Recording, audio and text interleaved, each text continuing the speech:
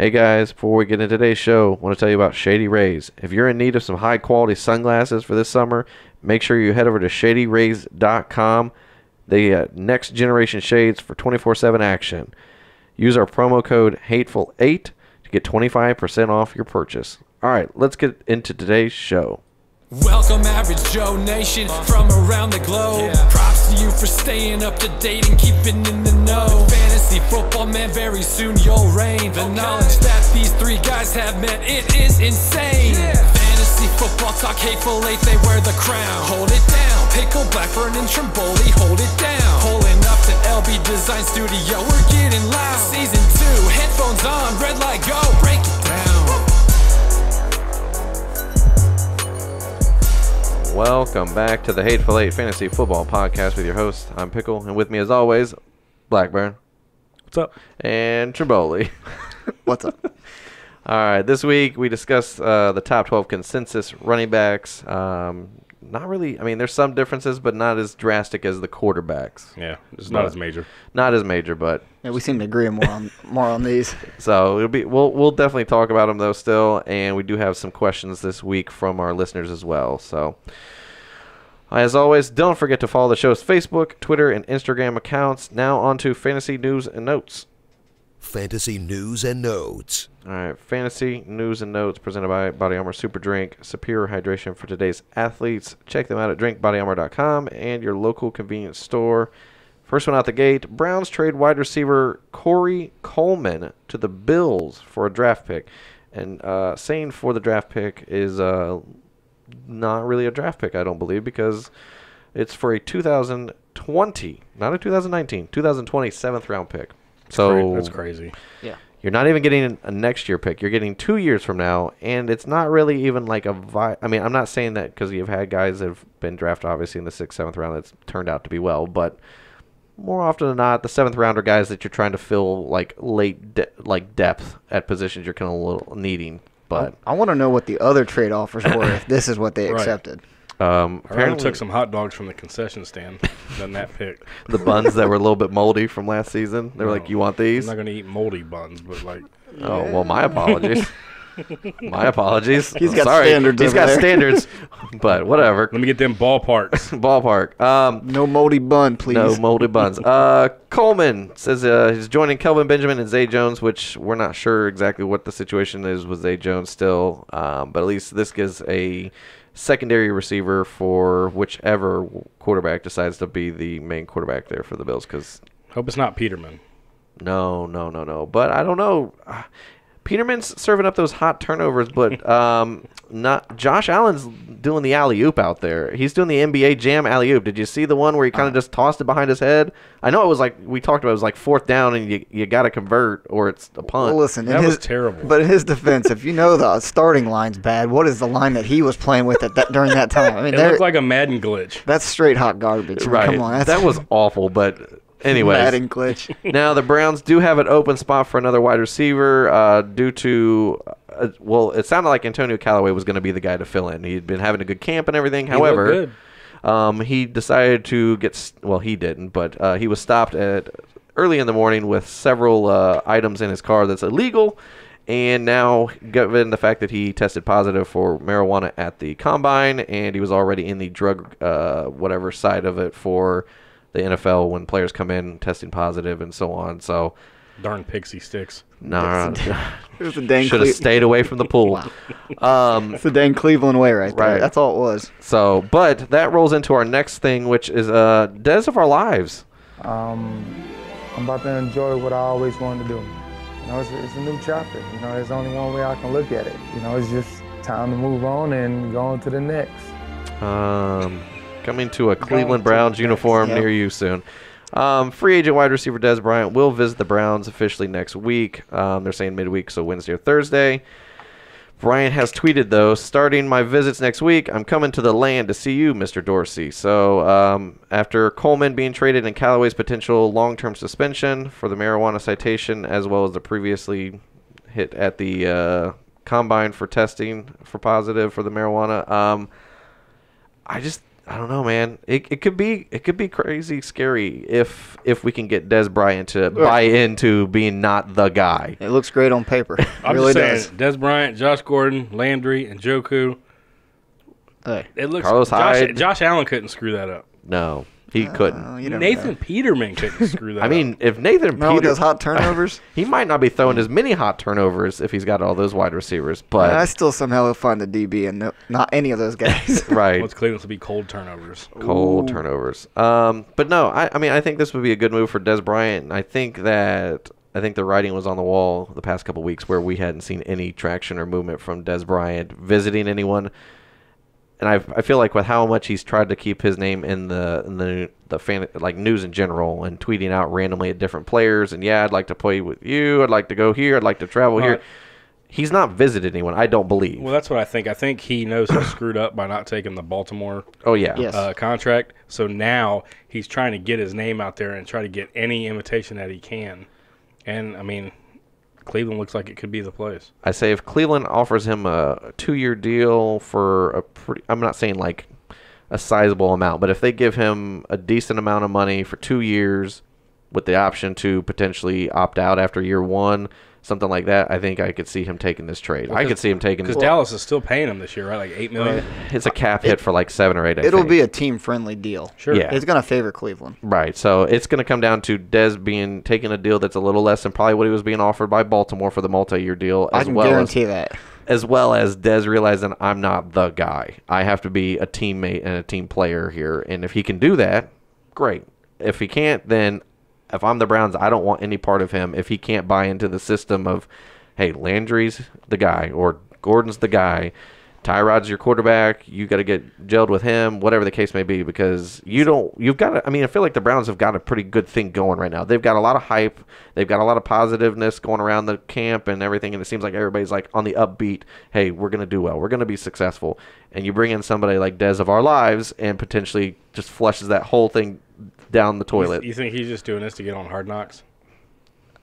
I don't know at this point. It's hard to tell what Dez Bryant is wanting to do. If he's really truly come to grips that, hey, this might be the only opportunity I get to play this year until maybe later if there's an injury. But if I'm wanting to be on a team by week 1, this might be my best option. Or, like you said, maybe he's wanting to have his own TV sitcom and be on Hard Knocks.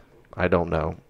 He wants daytime and prime time. All I can say is Dez is all about Dez, and that's what it comes down to. So it comes down to whatever he's wanting to do. It's his. That's it's why his mentality. I wouldn't want that mentality with a young team. We're trying to mold for the future. But if he can come in and be humble a little bit, right? I mean, that could if be you could dangerous. get that, Right.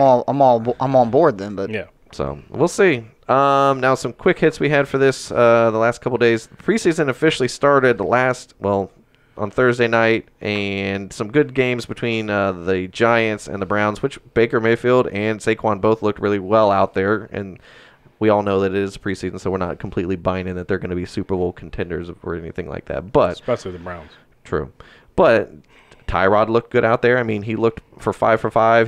He did really well. Andrew Luck did well. I felt like he looked a little bit more comfortable than what we were thinking he might show up coming off of the injury, the 2-year layoff that he's had. And Deshaun Watson looked pretty good out there too. So, I mean, it's a good thing overall. I think the preseason is helpful to these guys that are kind of like coming back from injuries or new guys to new teams, things like that.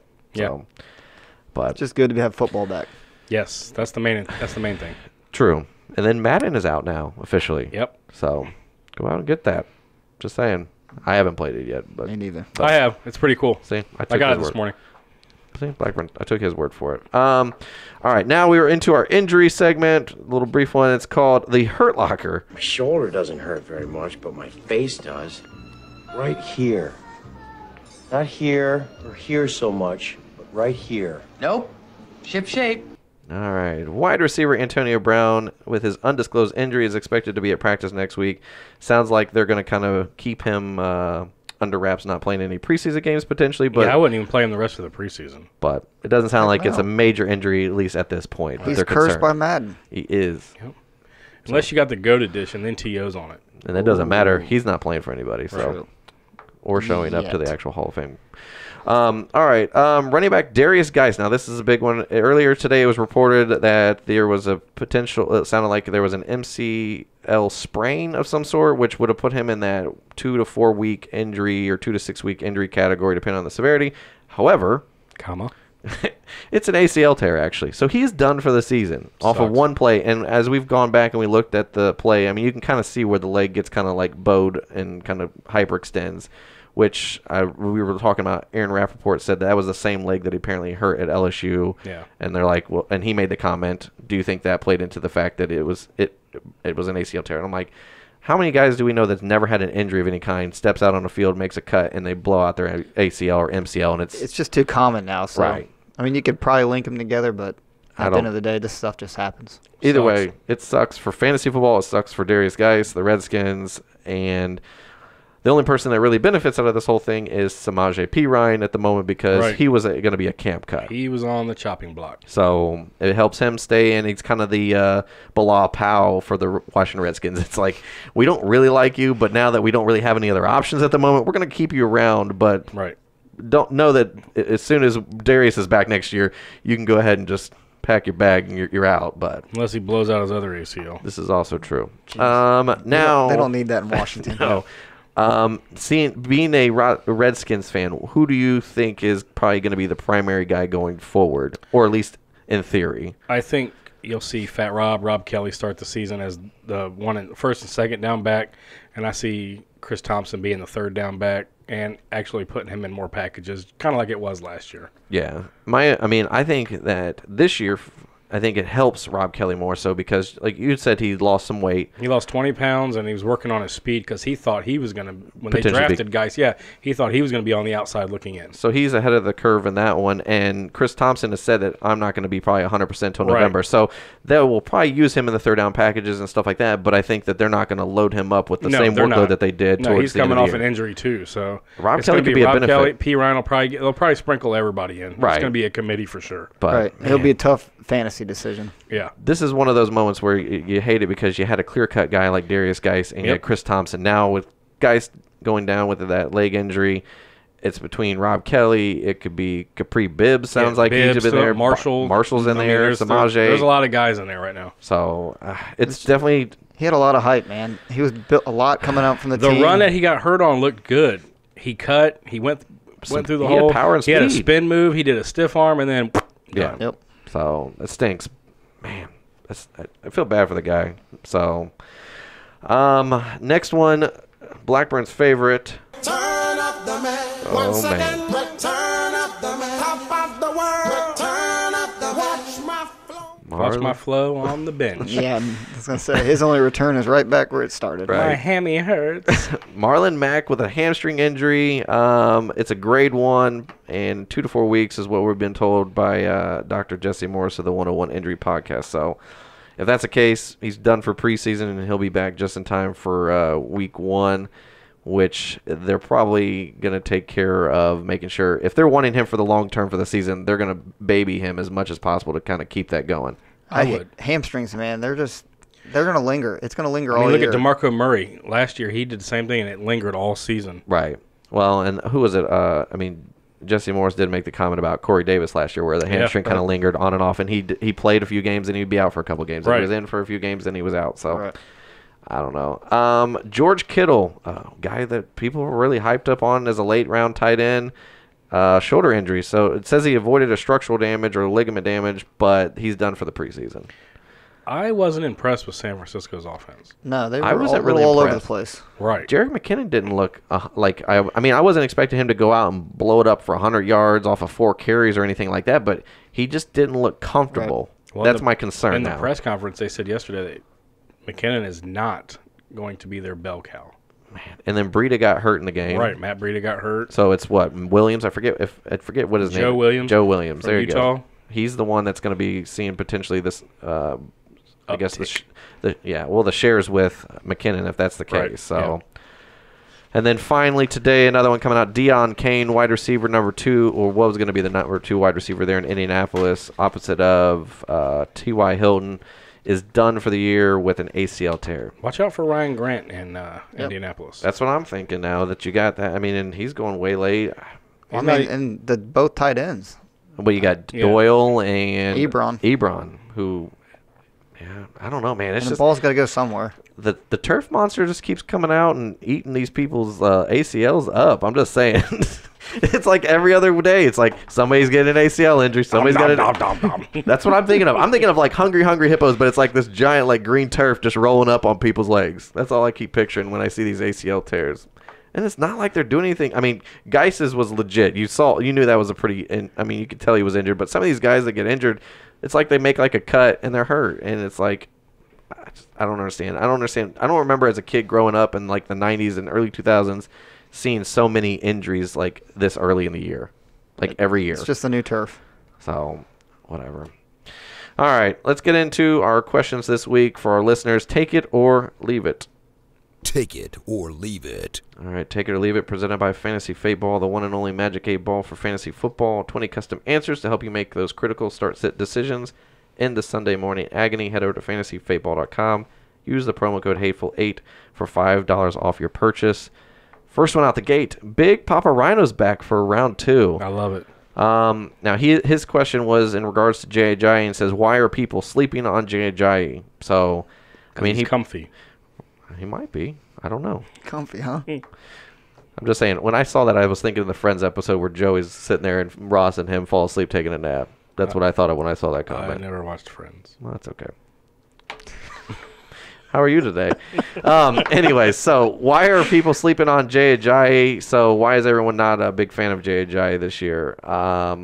What's your guys' take on it? Because we kind of talked about it, why we all kind of agree that maybe there's a little bit of shade his way. It's a crowded backfield. Yes. There's multiple weapons on the offense. Now, in his favor, which we talked about too, I like that he's on a better offense. He's got a chance to score more, but that's kind of where you're at with Ajayi. He's got to get in the end zone. Right. He is definitely, I mean, he didn't see a whole lot of the carries last year. I mean, like percentage-wise, he wasn't getting a whole lot of volume. It was more so he was making the most of nothing. I mean, there's a couple of those plays where he broke off for 70 yards on a small. That's where he got the majority of his points. And his volume increased as the year went on with Philadelphia. I mean, he came over and you could see they eased him in, and then it went from being single-digit carries all the way up to 15. But 15 still is max. Right. And Corey Clement's there. I mean, and they used him a lot during the actual NFL playoffs. Right. And towards the end of the year, even to the Super Bowl, they just seemed like they're trying to figure out a way to use as many guys as they can. And Doug Peterson has no problem apparently maxing out as many running backs as they can. The stable they have, I looked, it's J.J., Corey Clement, Darren Sproles, and Wendell Smallwood are the main guys right now. Yeah. So that's a lot of mouths to feed. That's a lot of guys. He's going to be the lead guy. But But Corey Clement's going to have his own play. Oh, yeah. He's going to have those plays that are going to eat away at J.J. And game script. If they're losing, they're going to go toward the pass-catching backs, which favors Sproles and Clement. Right. Now, in saying all that, I still love his ADP. Yeah. I think he's perfect. 5th, 6th round. Yep. About the 20th running back off the board. I have no issues with that. No, but I mean, I would be concerned drafting him as my running back 1, which a lot of people. Yeah. Well, a lot of people, if you take two wide if receivers you go wide first, receiver heavy, yeah. Those are that's some what of you're stuck with. You're looking at. I mean, because I did a couple mocks where I just did 2 wide receivers right off the bat, and the guys that you're coming back around to for like the 3rd, 4th round running back wise, you're looking at is like J.J., Alex Collins, those kind of 2 guys. Yep. Kenyon Drake are the guys that you're looking at in that kind of like 3rd, 4th round ADP wise, draft wise. I'll take me some Alex Collins. Right. Yeah, me too. If that's if that's your philosophy to go the 2 wide receivers and you're looking at J.J., you gotta. Then I would think your mindset is he's going to be a heavy touchdown guy. Right. That's what you're looking at. Touchdown dependent. Right. So. I don't know, man. I just feel like you're looking at a lot. You're banking on a lot in a team. And we talked about the offense itself. I think with J.J., the Eagles is a really good offense. It's just how much can they spread around with all of that talent? That's what it comes down to. Yeah, you can say, well, there's a lot of talented teams in there, like the Saints or the Steelers and stuff like that. But the Steelers only have so many. They have Juju Smith-Schuster, Antonio Brown, and Bell. Those are 3 guys that they're running the ball through, throwing the ball to, where in the offense with Philly, they've got Ertz, they've got Ajayi, Clement, Sproles, Smallwood, Aguilar, Jeffrey. Yep. I mean, they've got tons of guys, and you can only throw the ball one time on the play to one guy. I mean, yeah, you can do, obviously, lateral. Philly special. There you go. Just saying, they have ways to use the guys. It's just there's only so much offense that you can use, and somebody's going to get left out. And I just don't think J.J. is going to get a ton of the yards. I think it's going to come down, like you said, the touchdowns is where it's going to be. Yeah. And if he ain't getting the touchdowns, then he's not worth the ADP that he's even being drafted at. Right.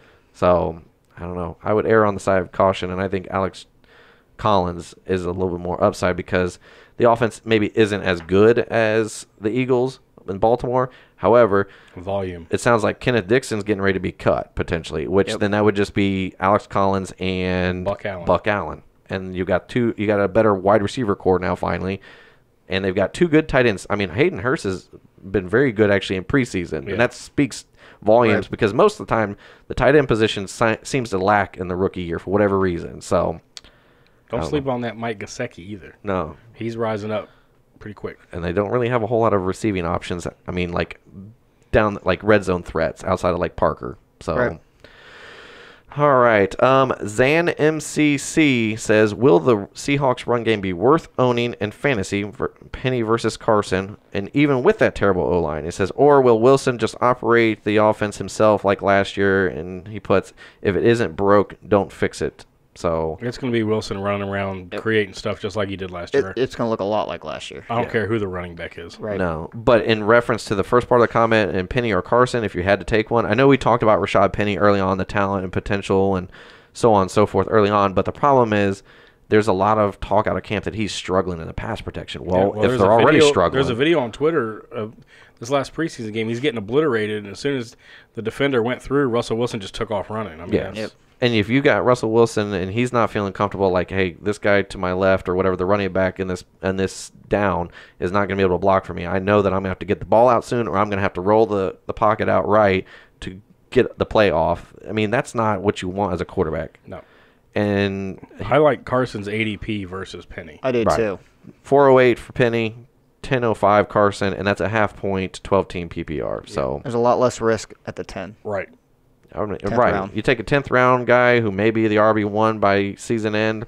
That's a better chance than taking Penny in the 4th round, and he may not be anything, unfortunately, or he might just be a goal line guy or whatever. Penny's ADP could potentially go up with all these injuries, right? Because he's still got the hype right now on him, right? Well, Carson's ADP has jumped. I looked, and in the last couple weeks since they started talking him up, when we've been saying that out of camp, a lot of positive about him, he's jumped a whole round.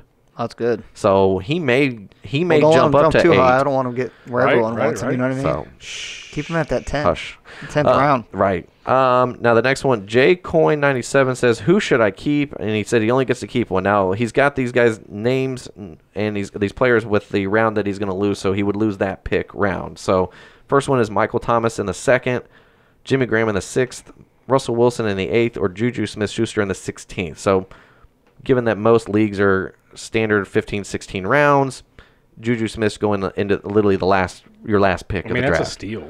Yes. I mean, what is it? What's the ADP now? 4th, 5th round? I think he's like 5th. So it's still... and getting in the 16th? It's basically nothing. Yes. So Michael Thomas, 2nd round, he's going around the 2nd round. Right. Jimmy Graham's going somewhere between 6th and 8th round, depending on the size of the draft amount of teams wise. Russell Wilson in the 8th round. That's actually not a bad setup. I like Russell Wilson in the 8th too. But you made the point with Baldwin's situation. Yeah, well, he did. Well, you did. Okay, so either way. I mean, but you made the point about Baldwin, and you're saying that we talked about it last week, and we didn't put in the notes for the injury part, but you'd said that it seems like the injury for the knee is seeming a little bit. We talked about that's a little odd because Baldwin's not an injured guy, and he doesn't tend to sit out for practices or games, and he's already going to take off the whole preseason. So that puts a question mark with Russell Wilson because that was pretty much his only true possession receiver he has. So, but still, I mean, like I said, Russell Wilson in the 8th round is not bad. Especially if you got quarterback premium league. Right.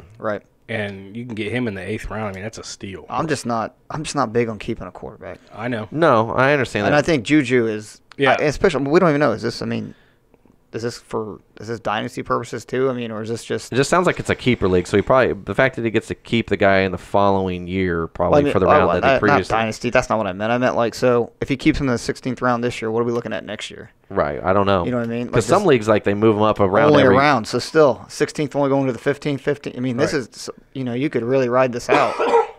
Yeah, I like it. I like Juju Smith-Schuster first, and then I would say Russell Wilson would be my second choice. Agree.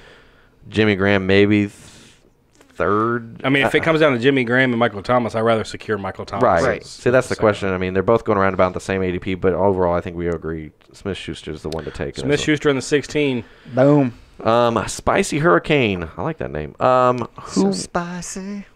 Yes. All right. A little jingle there. Who wins this trade? My Jordan Reed or his O.J. Howard? Jordan Reed all day. Not playing the homer card here. No. But O.J. Howard has to compete with Cameron Brate, whereas Jordan Reed doesn't have to compete with anybody except for himself and being on the field. Right. Well, and I was going to say that was the biggest thing because initially I said O.J. Howard, but then when you were making the comment and you had made the comment, you had said, well, he doesn't have to compete with another tight end within the team. Makes sense. Then you had made the comment that, yeah, but his upside is better than O.J. Howard. And in theory, and I thought about this, in theory, you're probably drafting two tight ends if you've got either one of these guys on your team. Absolutely. So, well, hopefully you drafted somebody before you drafted O.J. Howard. Probably. Banking on the fact that he's going to be probably MIA for the first 4 games while Winston's gone. Him and Bray, because whoever the backup, at least if it's Fitzmagic, he's not. He does not throw to the tight end. So, however, on the flip side, Alex Smith loves throwing to the tight end position. So please stay healthy, Jordan. Jordan Reed's a different tight end when he's healthy. Right, he's like a receiver. Yep. So, I mean, as long as he can stay, I mean, someone pointed out, I forgot, I was looking at a stat, and the one year that he, was top 5 tight end, he only played 11 or 12 games, so he didn't even have to play a full season. It just was... He was number 2 that year. Yeah, and he was successful at 11 or 12 games, so it shows that he doesn't have to play a full season, but he's got to play a 3/4 of the year to be relevant, which is not bad to be... If you draft a guy and he finishes tight end 2, and he only played 12 games, that's not bad in my opinion, but... No. I think Gronk was number 1 that year. Doesn't even surprise me. He's always number 1. He is. In Tom Brady's heart as well. Kyle P22 writes, I have Michael... I love you. You're my boy, Blue. I have Michael Thomas, and I've been offered Leonard Fournette for him straight up. Is it a good trade? Do it. Do it. I would say yes, and, I mean, it does depend on the roster structure, but overall... Nope, stack your RBs. Keep getting them. Load up on those running backs because you can get wide receivers later in the draft. Especially in PPR, you can get much later wide receivers. So, and we discussed this. We said that the comment that more than likely, if you're trading a top wide receiver like Michael Thomas for a top running back like Leonard Fournette, you're probably stacked in the opposite. So, Michael Thomas is probably got. He probably got decent receivers. He's got good receivers, and he needs a decent running back. When the other guys probably got good running backs, but he needs another wide receiver to kind of solidify that position. So, gotcha. Yep. I like it. Fantasy Football Wiz says, can we believe that Jordan Howard is a 3-down back for the Bears? He says, I do, but what about you guys? I believe it. I'm drinking that Kool-Aid. I am all in on the Jordan Howard hype. I'm on Jordan Reed and Jordan Howard. I'm all about the Jordans. Give me all the Jordans. Jordan Howard. Give me your Jordans right now. Right now. Jordan Howard says, I mean, from everything we're hearing out of camp is that he's going to be a 3-down back, and that's what they're preparing him to be with coming out of the backfield, being a pass catcher. I still think that as long as we see that, maybe in camp as well as in maybe the first game or two, I'm all in on Jordan Howard being a top 10 running back for sure. It's when we start seeing a little bit more of Tariq Cohen sprinkled in more, and it starts eating in more into Howard's volume. I think Cohen will be sprinkled in, but it's going to be on obvious passing situations. That's as long as it stays in that bubble, we're all right. But if he starts coming in on obvious run plays and stuff like that, that's when it's kind of getting I think there's enough offense for both of them to have fantasy value. Yes, so yeah, I like Howard though a lot. I do too. I know we were kind of on him early on, but the more we've kind of looked through stats as well as the ADP plus the coaching style that they're going to be bringing in there in Chicago, I'm all on board with it. So, Richard Ricky, do you guys think the preseason even matters? Do you watch the whole game? What's your opinion on the preseason? Does it matter? like we talked about, that guys that need to make a roster spot. Right, the bubble guys. Obviously, yes. On the bubble. Do I watch the whole game? No. Absolutely not. I watched every game's 8-minute highlight last night. Right. I would say for me, it's like the first quarter. Yeah, I agree. When it tends to be like the 1 versus 1s. Right. For the 2 drives or whatever it is.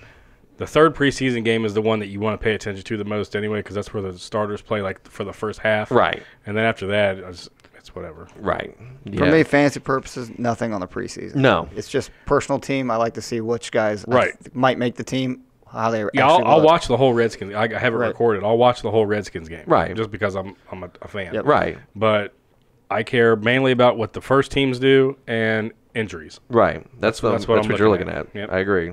Yeah. So, I mean, I watched the Dallas game, and it was just I watched the first quarter to just see, Gallup and these guys out there to kind of run. Rod Smith actually looked really good in the game, surprisingly enough. So, you know what? It's preseason week 3. Yeah, that's what he said. That's probably the only time you really watch, because that's how you know who's actually where. What they call it, the dress rehearsal week or whatever, because that's kind of when you get to see. They play the whole first half. So there you go. That would be your chance to really get to see the guys in their actual full, I guess, the first half playing. So, all right, let's get into the final segment of today, the top 12 consensus running backs. I live my life a quarter mile at a time. Rankings, running backs. All right. Vin Diesel is my spirit animal. I just want to throw that out there. You know what? I can really see that, actually. You know what? I see that. Spirit animal. All right. Top 12 consensus running backs presented by Stat Route. Dominate your league. Get the stats used by the pros. Any stat, any player, any team available in under 5 seconds. StatRoute.com.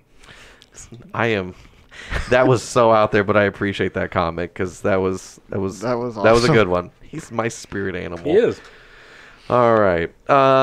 So for running backs, we'll talk about the top 15 for us consensus wise, but overall, obviously 1 through 12 are your RB1s for the year. So number 1 across the board, Todd Gurley. There is no discrepancy. Everybody said 1 for him. He is the 101 ADP, and last year he finished as the number 1 running back, or actually number 1 overall. In last year's draft, he was getting drafted in the second round last year. Yeah. Well, yeah, because we had talked about it last offseason. We're saying that you made the comment, McVay. You're saying he's going to do something with this team, but we just didn't expect it to take off year 1. Right. So now don't expect all these touchdowns that Gurley put up from last year. He's going to have some regression, but I still think he's the best guy out there. Yeah. I like Todd Gurley's potential and his talent and the team, the way that McVay is going to build the team around him to be successful. And he's a beast in those Hardee's commercials. True. If you can beast a Hardee's commercial, you're definitely number 1. Right. Le'Veon Bell is our number 2 across the board as well, 102, and he was the number 2 running back last year. So self-explanatory. Pretty much. He's going to get 700 carries this year. 700. He's literally just going to take the ball from Ben Roethlisberger and just say, I got the snap. I'm good. Rosenberger. Was that Rookie of the Year? Rookie of the Year. Hey, I don't hear no asthma. Whatever. Yeah. Anyways, they know he's out the door at the end of the year, so they're going to ride that horse. So yeah, till the wheels fall off, as they say. Literally. Isn't that in a song? No. What? Till the wheels fall off? No. Just go. All right, Ezekiel. I think you're right, though. I just can't. No, I'm drawing blank. What song? There's a song that says "Till the wheels fall off," but whatever. Oh my God. I was thinking of the Lil Jon song. I know. Okay. Yeah, it's not the same one. Too, but it's not the same song. It does not. It's not the same song. Ezekiel Elliott. I've got him as 3. Blackbird's got him at 3, and Trimboli has him at 5. So not a giant discrepancy, but still. The biggest thing, why do you have him? And now, mind you, this is all half-point PPR. Right, so and that's the only reason why. It's his receptions. He catches, though. He's planning on it, at least. Well, you're hoping. He only had 38 targets last year. They also had Dez, though. He's great. Listen, and Jason Witten. Don't shade that. Witten. Here's my cat. Hey, listen, I'll do 1 through 5 here. I could see any of those guys being number 1 this year. Oh, I know. I just they all have giving the you potential. Right. So, really, for me, that's all it was when I looked at the guys. It was Elliott's going to have less in the passing game. He's going to be a beast, in his carries and his yards. Right. He's going to have a lot of touchdowns. So, there's not a huge margin. No. Difference here for me. 103 for him, so he is still going as the 3rd back or the 3rd overall pick, and he finished even with missing 6 games last year. Is that right? He played 10. So 6 games. He finished the 10th running back overall. which is not bad. No, not at all.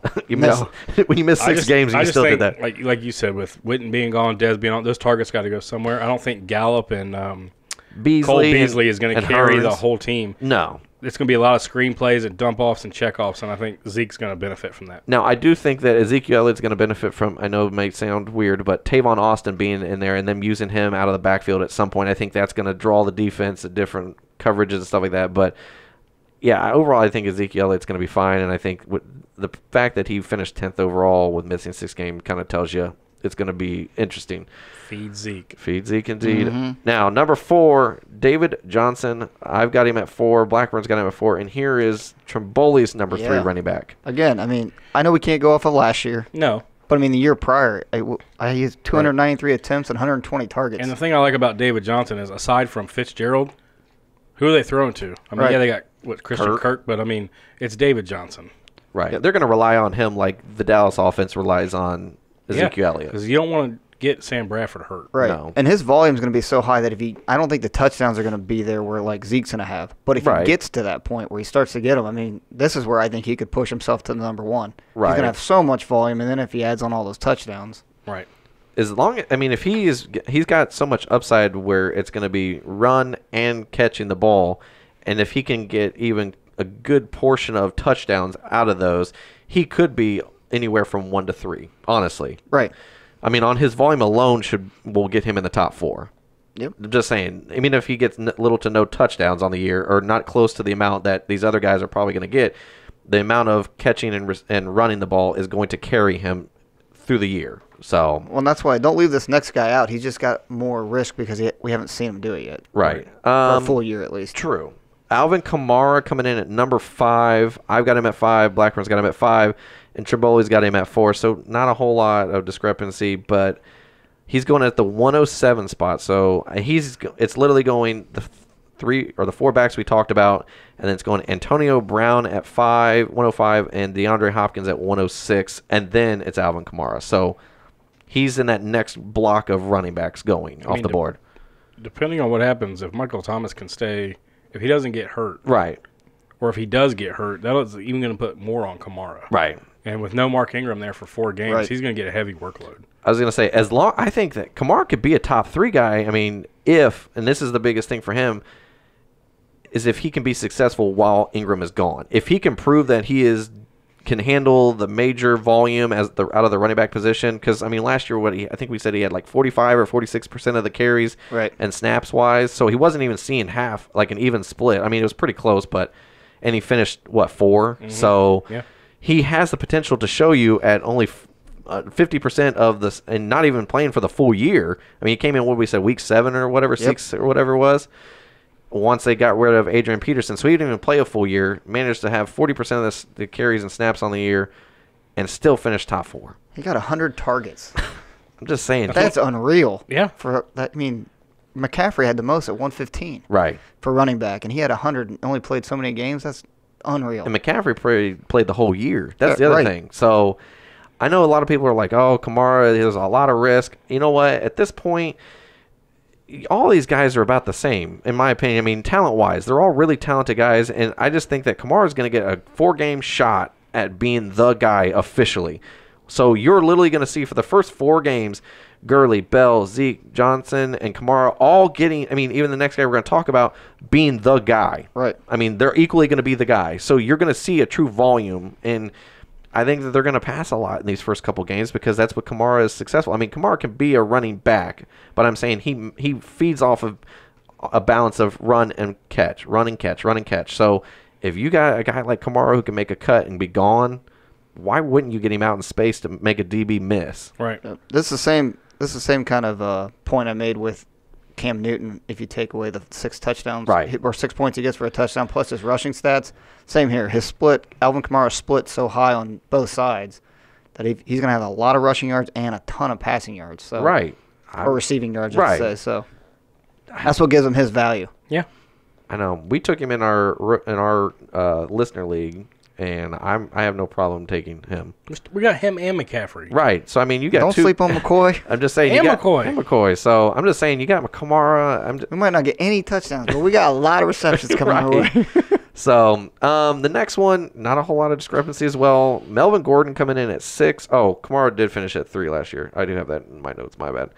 Melvin Gordon, I've got him at 7. Blackburn's got him at 6. And Trevoli's got him at 7 as well. He's going at 108, so he's going right after Kamara, and he finished 5th last year. And I just think with Hunter Henry being out, he's going to get a lot more receptions. Yeah, he had 83 targets last year. I agree with you. He's going to go up. Yeah, they like the tight end there. Well, I don't know, man. Melvin Gordon is interesting to me because I think that offense is going to be a high-flying offense with Phillip Rivers.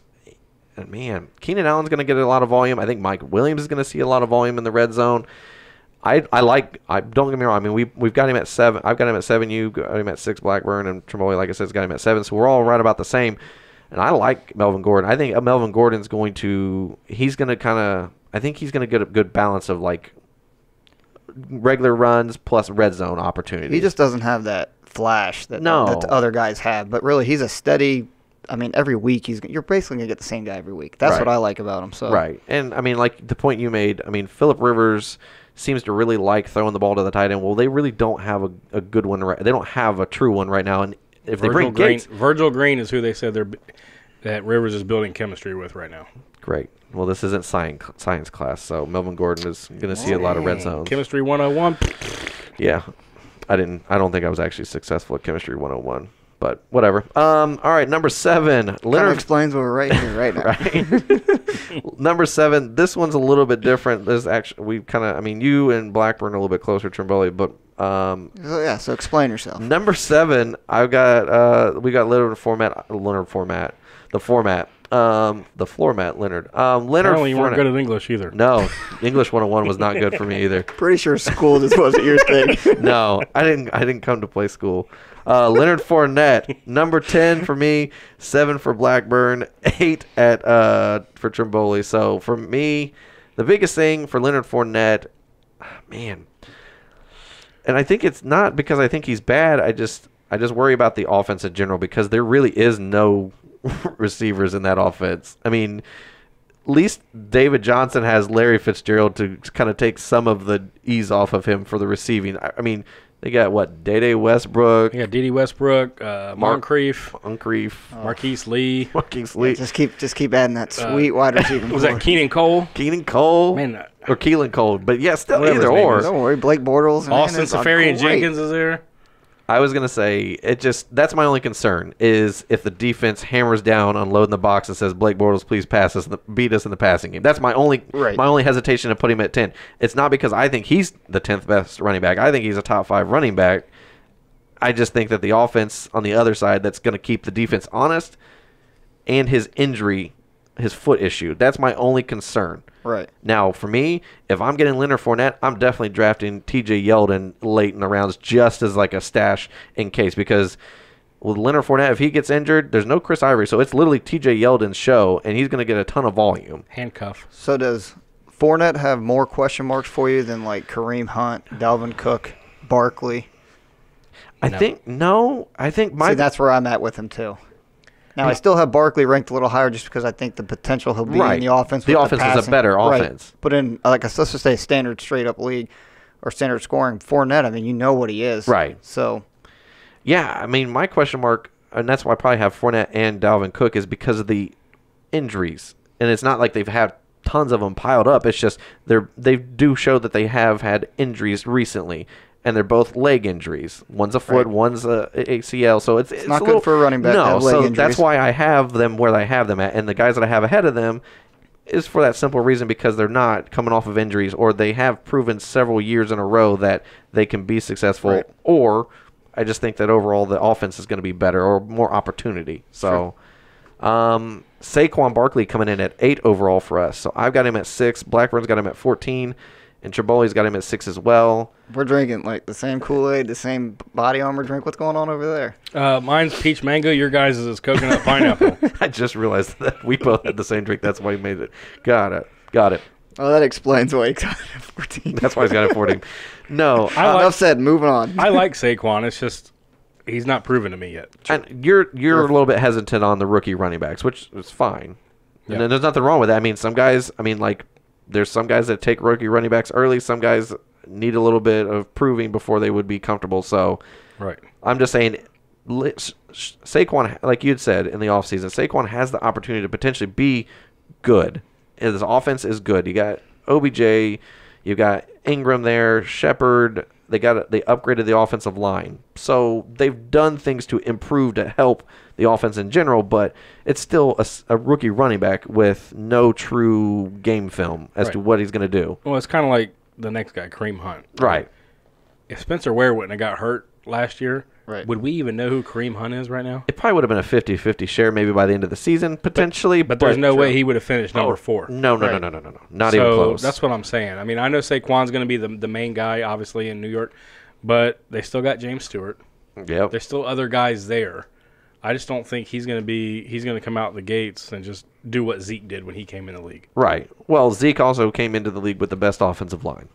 A little bit different than Saquon coming in with a rebuilt, piece together, supposedly better offensive line. I mean, it's better than what it was last year. Oh, much better. Much better. Flowers was horrible. Right. Horrible. I like how that guy even has a potential. job. Yeah, so that's all it is. That's all you're buying into is potential. I mean, because that's all you got. Right. So, number 9, Kareem Hunt. I've got him at 8. Blackburn's got him at 9, and Trimbo's got him at 9 as well. So about the same. He's going 112, and he finished 4th last year. And to build off of Blackburn's point, I've got him at number 8 based off of what we saw last year, hoping that he can at least. I'm not saying that he's going to get. I think it was like, 80-some% of the snaps or whatever in carries last year because there really wasn't anybody outside like Sharkandrick West to be of any like spell, like to give him a break. The problem is they have Spencer Ware back, and I think I truly believe it's going to be some sort of 60-40, but I just think that Kareem Hunt's going to make the most of what he's going to be getting, I guess is my only thing. Well, Mahomes better start playing better or this offense is going nowhere to begin with. That could really hurt. Travis Kelce, number 7 tight end. I'm telling you. Put it down on the board. Anywho, yes, Charkandrick West is still there. Spencer Ware is going to dip into his carries, and now they're adding Albert Wilson in the backfield too to take snaps. Yeah. So that's worrying me if you're a Kareem Hunt guy. I mean, I had Kareem Hunt. I moved him outside the top 10, and then I moved him back inside the top 10. I feel like he's that guy he's kind of like the rotating piece that I feel like he could go anywhere from 8 where I've got him at to like 11 or 12. He's my definition of the sophomore slump. Yeah, he's like a prime candidate for it. That's what I think's going to problem with him though is he's got the upside. That's why you're hesitant to take him out of that top 10. Right. Because if he hits, he's going to be the number 4. Right. Well, slump. Well, he has a top 10 potential. I'm just saying. However, on the flip side, there is a potential for the sophomore slump. There's a potential where Spencer Ware gains 50-50 snaps because we know that the offense coach, Andy Reid, as well as the coordinator now, has been a big proponent on making sure that when they have more than one back available, they use all of them equally in some fashion. And they like Sizzler, especially Andy Reid. The Sizzler. Is that even still a place? I don't even. I was just thinking Happy Gilmore. The Sizzler. We're off topic here. You're good. I was trying to figure out where you were going with that, and I was like, I knew the movie quote. Got it. Dalvin Cook coming in at 10. This is so bad. Dalvin Cook coming in at number 10 overall for us. I've got him at 9. Blackburn's got him at 13. And Triboli's got him at 10. He's going at the 201. So the first pick of the second round. Last year he finished 68th. So he still finished in the top like 70. And he only played 4 games. He was on pace for a great year. Yeah, I mean, I like him. Don't get me wrong. But I don't think he's just going to come back and they're just going to give him everything. They've seen what Latavius Murray can do. They brought in Kirk Cousins to be more – I think they're going to pass a lot more than what they did last year. Right. My biggest thing, I mean, I think he's got the talent to be a running back. It's just how they're going to use him. And I'm banking on the fact that they're going to give him an opportunity to be the guy like they did last year. Now, you got Latavius Murray. That's a question mark because Latavius Murray showed last year, him and Jerick McKinnon at times showed that they were able to carry the volume. However, there is no more Jerick McKinnon in that backfield, so it's him and Dalvin Cook. Latavius Murray and Dalvin Cook. So if Dalvin Cook struggles, if Latavius Murray seems to be successful in camp and when he gets the opportunity, when he spells Dalvin Cook, you could see more go towards the 50-50. It all depends on Dalvin Cook's success rate. If he's successful and continues to do what he built off of last year early on in the year, I don't think Latavius Murray sees more than 30% of the carries for the year. I think it'll be like a 70-30 maybe, or 60-40, but if Dalvin even struggles a little bit, I think Latavius gets an opportunity to maybe make it a 50-50. See, I'm not as high at all on Latavius. I think he's that goal line guy. That's where I'm afraid of with Dalvin Cook. If he doesn't get the goal line carries, which he doesn't get the touchdowns, and on offense like that, you're going to have to get touchdowns somewhere. That's where I think Cook gets hurt. I think he's going to be the bell cow back. Right. But if he's not getting the goal line stuff, I mean, he can get you all these yards, but he's not punching into that end zone for you every week. Right. That's going to hurt him.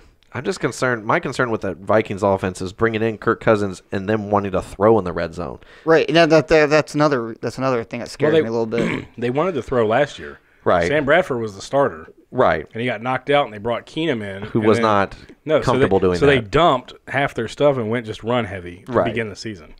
My concern is Dalvin Cook being not, like you said, not getting, I mean, these are my concerns. I'm not saying that that's why I ranked him this way, but my concerns are, like you said, the volume in the red zone, whether that's be passing and not to him, as well as Latavius Murray being the goal line only guy. Because, I mean, they did pay Latavius Murray money, and if they're wanting to get some money, it's a 2-year deal. Well, this is his last year. He restructured and took less to stay with them. Dalvin Cook's a high draft pick. I mean, they didn't just draft him to think he's going to sit behind Latavius. See, I don't think that was the game plan from the get-go. No, he was going to be the guy. That was that was it. But I think with them bringing in Kirk, if they were high on Dalvin Cook and him being the sole run guy, they wouldn't have invested that much money to bring in a heavy passing quarterback. That's my concern. You always invest in the quarterback. Well, I know, but they could have kept Case Keenum, who got him to the NFC Championship game last year. That's the problem. That's all he can get you to. That's why they invested. He didn't get him there. The defense got him there. Right, but that's why you invest in Cousins. He thinks he can get you over the hump. You know what I'm saying? It's just I think we're arguing different points. I just think that it'll be more pass heavy. I agree. Listen, I agree. I think they will. I just think I'm hoping he gets involved more. At least that's what I'm projecting. I just don't think they're going to dump the workload on him like he was getting last year right off the rip. True. Echo. Christian McCaffrey coming in at number 11. I've got him at 13. Blackburn's got him at 10, and Tromboy's got him at 11, so pretty similar. And I think the biggest thing, he's going at 207. He finished 11th last year in the half-point PPR, so I like him. I do too. I think you could at 11. I don't even think that was his ceiling. That's my thing. But I mean, I think he saw a lot of volume in the pass game only, really. Right. Because Jonathan Stewart carried a lot of the regular every down plays.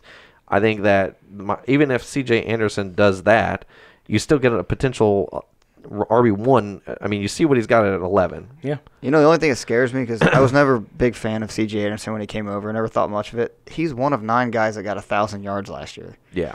Sneaky. Sneaky 11. So he's gonna be more involved than I originally gave him credit for. That's probably why I have McCaffrey, right outside or right at 10. Right. And I think that's why I think I've got Christian McCaffrey at 13. It's not because I don't think he can be a top 10 back or a top 11 back again. It's because I think C.J. Anderson is better than Jonathan Stewart. Right. So that could potentially take some of the back to the goal line. Right. But I think that Christian McCaffrey is going to be your receiving running back way too easily. I mean, I think that's going to be what they're going to use him for sure. But they're saying the touches that they're going to give him is like they're calling 300 now is what they're saying. Yeah, they said they won 15 to 20 a game. Bring it. Which is fine. If he's getting that many touches and he's involved as much as he was last year in the passing game. That's a top 10, top 8 running back. Who's their offensive coordinator? Norv Turner, right? So they're going to use the running back. Yeah. He's going to get a lot of touches. Right. And that could be interesting. So, now wrapping up the top 12 for us is Devonta Freeman. I've got him at 11. Blackburn's got him at 12, and Tremolli's got him at 13. So literally pretty similar. He's going at the 205. Finished the running back 13 last year. So he finished just outside the top 12 last year with missing, two regular season games or 2 fantasy season games. He played 14 games with the concussion. Coleman is back again for his final year of the contract. So, and we still saw, Sarkisian found a way to use both of them. It's just my concern is how much do they use Tevin Coleman, because it is Tevin Coleman's last year under contract, and if Tevin Coleman has made it very clear that he's doing everything he can to get on the field as much as possible. So if he can in any way I guess, take any type of portion of Freeman's volume, that could be a potential problem for Devonta Freeman. Yeah. That's my only concern is how much are they going to use Coleman. They've been split now for 2 or 3 years. I mean, we've seen this. It's just Stark's offense. The only thing that kind of scares me. And it's touchdowns, like you said. Who's on the field when they get the touchdowns? Because they both play. Right. It don't matter goal line or not. They both have fantasy value. So right. They're one of the few backfields that actually you can draft either one of them and still what you're drafting them for. Devonta Freeman, you're drafting him as your RB1. Kevin Coleman, you're probably drafting him as your RB2 or flex, and that's what they serve their purpose for in the year. Yeah. For whatever reason, I mean, Mark Ingram and Alvin Kamara was a random thing that if you got both of them, you somehow you could play them and have top 7 running backs. So how often do you see an offense totally change their mindset? Basically mid-season. I mean, they're a pass-heavy offense. All of a sudden, boom, we're going to go run. That goes out to Sean Payton, honestly, being able to switch on the fly. I think it also has a lot to do with Drew Brees. I know they're not going to come out and say it, but I don't think he has the arm to keep throwing 40 times a game. Well, you know what? Also, their defense played so much better, they didn't have to. For the first time, they actually were good. They could probably slow the game down, and first time in years. Right. Yeah. I mean, for years the Saints defense has been a joke for the passing game. I mean, anytime a great wide receiver was playing the Saints defense, you're like, great, I'll take that guy. I don't even care if he's normally Saints Tampa Bay. Right, you're like, play him every week. That's why Julio's been so great. But the problem is now they've actually got a good shutdown corner like Lattimore. They've got a good. The secondary has gotten better. Their front rush has gotten better. The defense overall, and I feel like that plays into the run game more so. It's game management. Right. I mean, that's essentially what you're playing for. It's keep the game close so Drew Brees does not have to throw it a ton and wear himself out before the playoffs. Yep. True. It's a good, I don't know, man. I like Devonta Freeman, but overall, man, I have a hard time pulling the trigger on Devonta Freeman in drafts. Even in mock drafts, when I know it's not my team, I don't know why. It's just like I always, if I see him on there as best available, I look to see who's below him. Is there something better I can get right here? And that actually plays into the guys that are behind him. Right. I mean, I'm going to skip one here, McKinnon, but you look at Howard and Mixon, both those two. I would take either one of those over Freeman. Yeah, and I think I would too, just because their potential upside. Freeman's a safe play right where he's at. Well, Mixon, and I'll just save it for when we get to Mixon. Let's continue. Okay. All right, Jerick McKinnon going in as our running back 13. I got him at 12. Blackburn's got him at 15, and Trebole's got him at 12 as well. He's going at 209. Finishes the running back 23 last year there in Minnesota after Dalvin Cook got injured, and it just seems like everybody's on that San Francisco pixie sticks. It is. I'm not on the hype at all. Man, it looked rough. It looked rough. I know it was a preseason game, but it looked a little rough out there. It looked terrible. Not a fan of Jimmy G. They just looked off. The offense. It's one game. We just said don't buy into that. Well, I'm not going to buy into preseason, but I'm just saying in general. Right.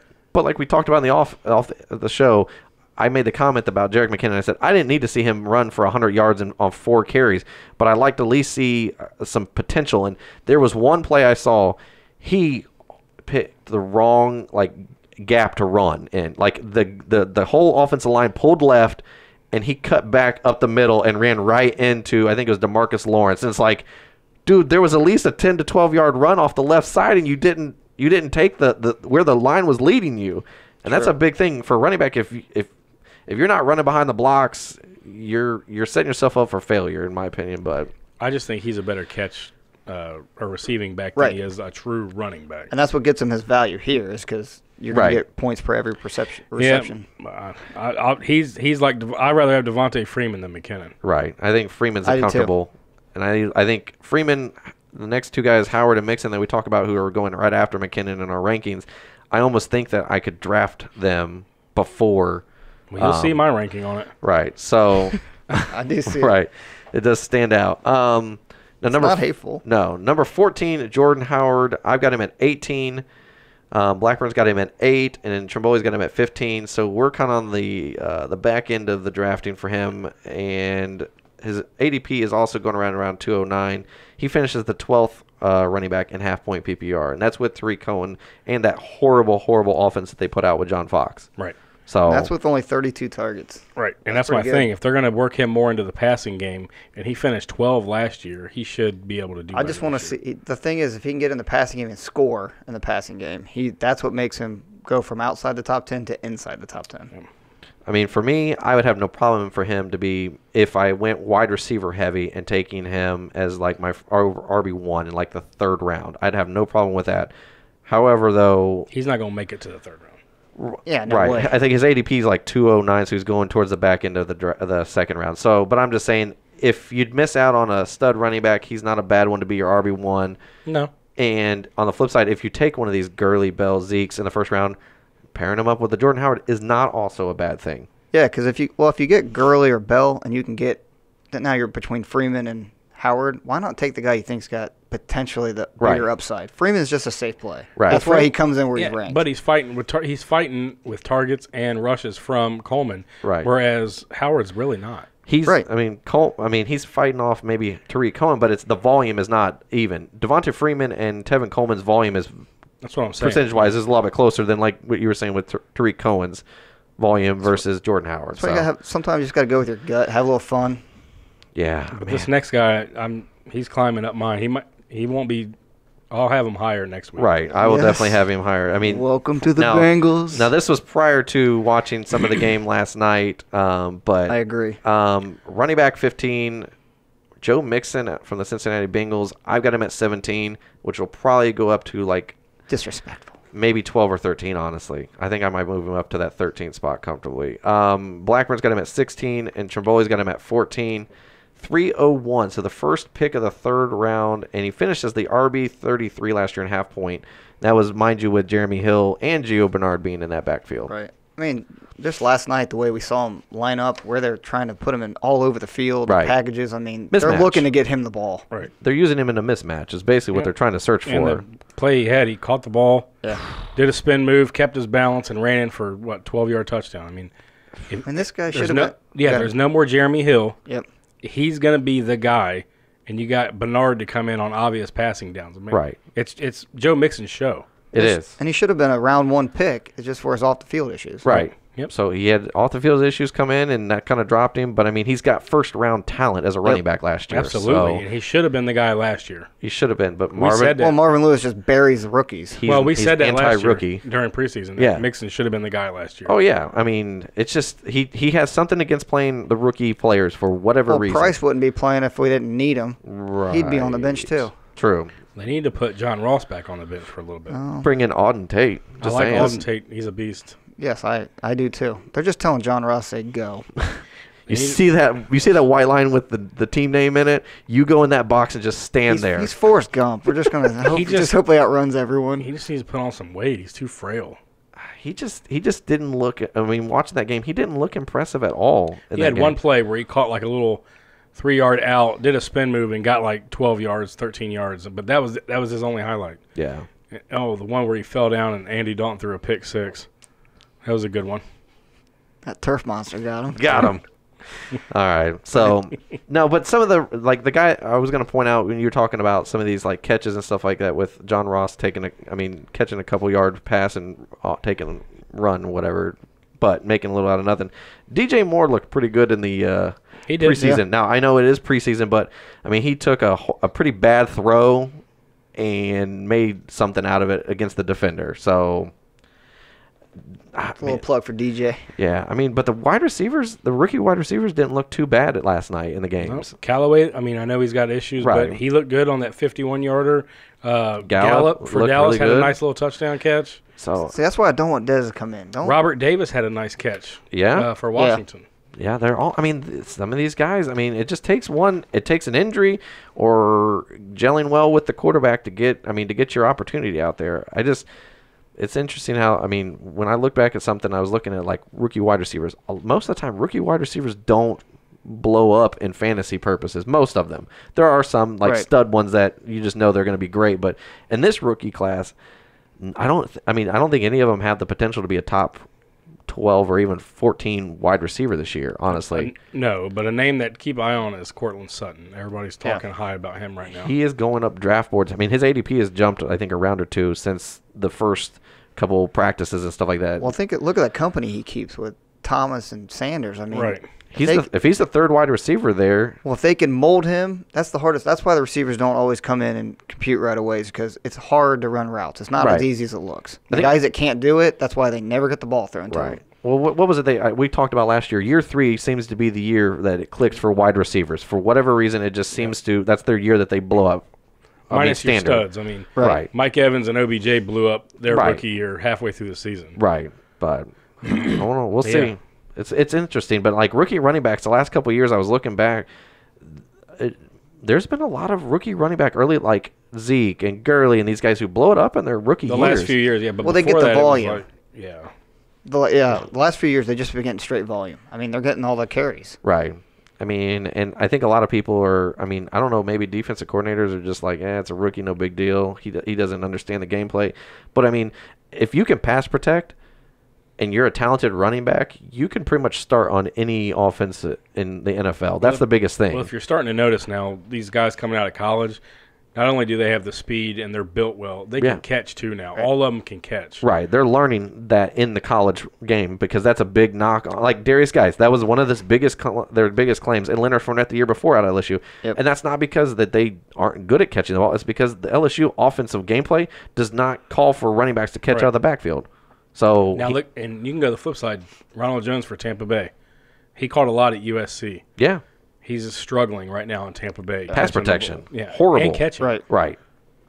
I don't know, man. Some guys they do well in college, but it doesn't translate to the NFL for some reason. I don't understand it. I mean, he's slipping right now. He's slipping. He's falling. He can't get up. DMX said it best. Burp. Was that help? I'm falling and I can't get up. Was that life alert? Yeah. DMX is a life alert. I heard the DMX and I had said life alert and I was like, wait a second, DMX did not do life alert. I mean, he might. That would have been a funny commercial. Probably though. Needs the money. When you want to fall, call the Anyways, all right. We just want to tell you guys thanks again for listening to today's show and tuning in on YouTube as well. Please check out our site, thehateful8ff.com, where you can check out our articles. This week we had several articles drop. We had Tim Jablonski, Frank Weiss, and Jeremy Galtman all drop out new articles, so make sure you check those out, especially with stuff, really. Your fantasy drafts are heading into the next week or two. Follow our personal accounts at jpickleTH8FF, at jblackburnTH8FF, and at ftrimTH8FF. Don't forget to join the Average Joe Nation via our Patreon tab on the site, where you can get your draft help as well as your in-season help once it starts. So, anything else before we end today's show? Nope. Thanks for listening. Yep. Thank you, guys. Yep. Keep those questions coming. Yep. Next week we'll be discussing the top 12 wide receivers. So this might be the variance, the next divas, the variance week that we have between us, because I think there might be a couple guys that outside of the top 3. I think it might vary a little bit. So we'll just throw a dice. Throw the dice. Throw the Snake dart. eyes. Whatever you got. All right. We'll see you guys. Did you have something else? No. Oh, I thought you were getting ready to say bye. All right. We'll see you guys next week. Bye. One more time. There ain't no one like these three. You know you just heard Pickle, Blackburn, and Trimboli. Give the goods talking about nothing but fantasy football. Yeah, it's your year to dominate and to wear that ring. Prepare for the draft and dial in on your craft. Quarterback, the first round is a good choice, you ask? This guy's got first round pick, a favorite? Not so fast. He failed to tune into Hateful Eight. He's a chump finishing last.